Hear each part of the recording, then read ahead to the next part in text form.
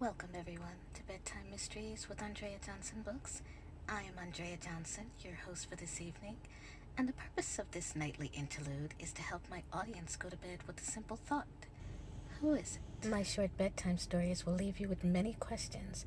You will always end the evening with something to ponder or decipher. Tonight, we continue with part 5 of the Malignia, an unidentifiable person that has taken it upon themselves to act out in vengeance against those that have harmed someone. In our previous segment, the shadow had taken its victims to a dark place, a trap not even a strong man can escape from. But in order to find out what is happening, we need to discover why the shadow is after these men. What connects them? Our story continues on to a strange proposition, one that will change the life of everyone involved. The nightclub was jam-packed with people, the lines trailing all the way around the corner.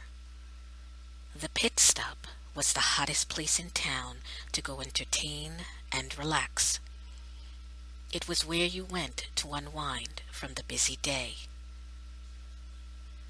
But what many people didn't know was that it was also a place where men could relieve other pleasures.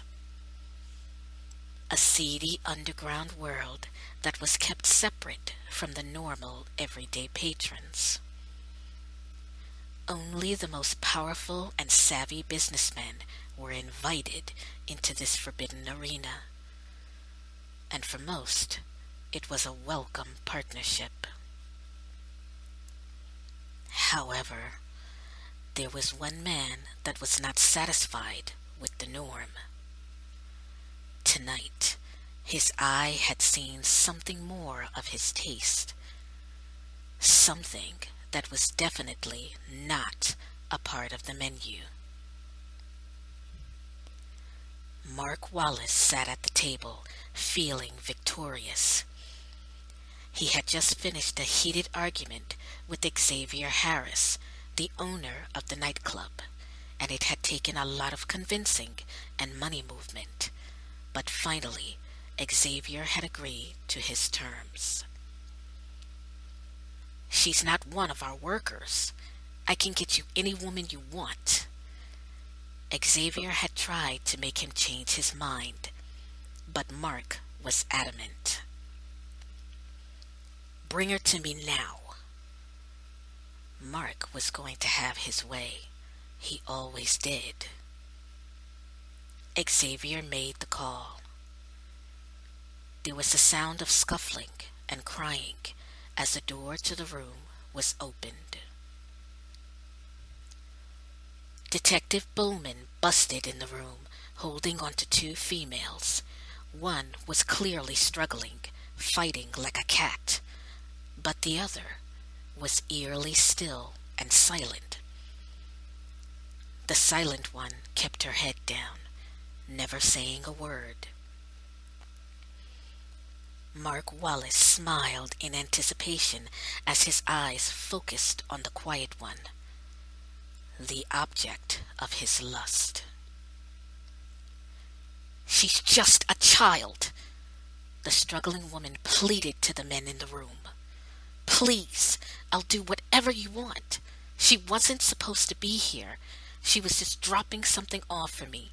Please, don't take my daughter." With a simple look from Xavier, Detective Bowman separated the two females and left with the struggling one. Her screams of rage could be heard all through the hall as the door closed. The silent girl stood facing the two men. She kept her head down, never once looking up. Xavier stood up and went to the door. He turned to Mark Wallace as he was leaving, a look of regret in his eyes. "All right, Mark, do what you gotta do and get on with it." He walked out as Mark slowly began to approach his helpless victim.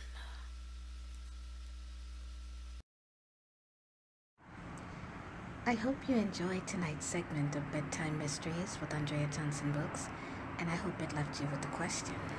Now that we know how the three men are connected, what about the other three men that were taken? There were 6 in all. Have you figured it out? Tune in next week for the conclusion of the Malignia when the shadow is revealed. Bedtime Mysteries can be seen now on Monday nights only at 8 o'clock Central Standard Time. You can like my page on Facebook at Andreajohnsonbooks. You can also follow me on Twitter at AuthorJohnson78 or on Instagram at Andrea the Creative Author. You can also visit my website at Andreajohnsonbooks.com. I wish you a good night, sleep tight, and don't leave your windows open tonight.